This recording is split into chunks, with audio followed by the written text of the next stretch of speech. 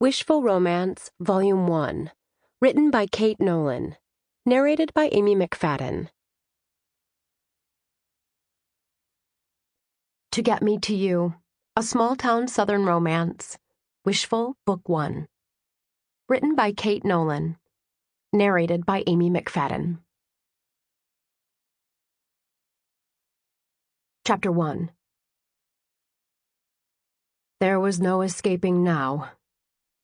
As the steady click of sensible heels on asphalt grew ever closer, Campbell Crawford shut his eyes and repressed a curse.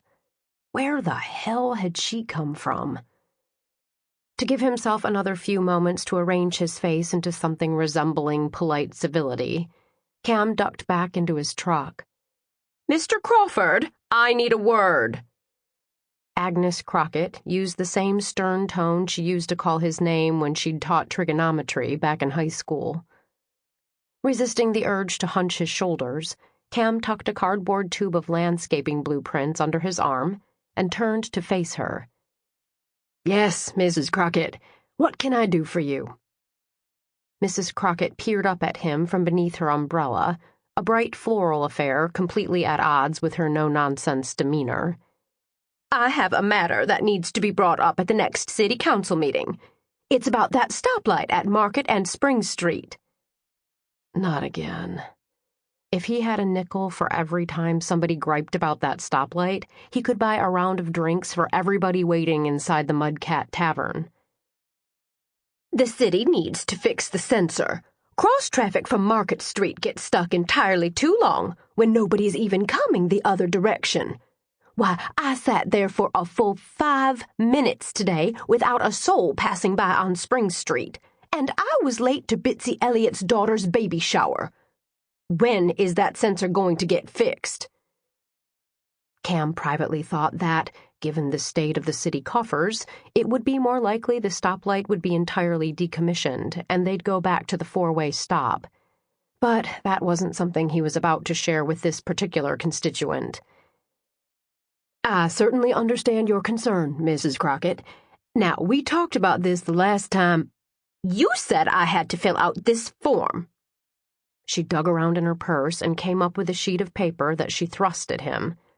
"I want that traffic light fixed." Cam took the paper. She'd filled in the blanks by hand, her slanted scrawl covering most of the page. He bit back a sigh and refrained from mentioning that it was a web form she was supposed to submit online. Yes, ma'am. I'll see that it's put on the agenda for our next city council meeting." "See that you do. I've been put off for the last time, young man." Aware that his shoulders had hunched up by his ears, Cam forced them down. "Yes, ma'am. Now, if you'll excuse me, I've got to go meet a client." He tapped the blueprint tube and softened the diplomatic brush off with a smile. "You have a good evening now." He called the escape good when he made it to the door of the Mudcat without pursuit or an order to detention. Somebody had Garth Brooks playing on the jukebox. The hot fiddle licks of Colin Baton Rouge were punctuated by the crack of billiard balls from the far side of the bar. Christmas lights still twinkled around the perimeter, as they probably would until Valentine's Day, or Easter. Cam felt some of the stress of the day leach out as he crossed to the high-top table in the corner, where his cousin, Miranda, was already taking a pull on a Sam Adams. "You're late." She set down the bottle. "Had a real pisser of a day at the clinic, so I started without you.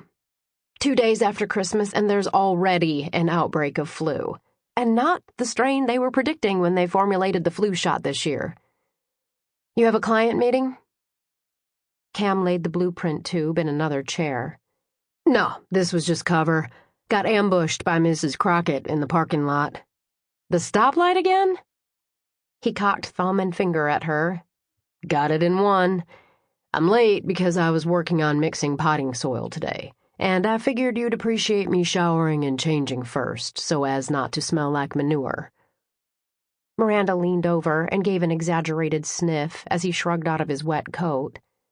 "Much obliged, then, cuz." She settled back in her chair. "Did you hear about Travis Huggett?" "What about him?" Sample complete. Ready to continue?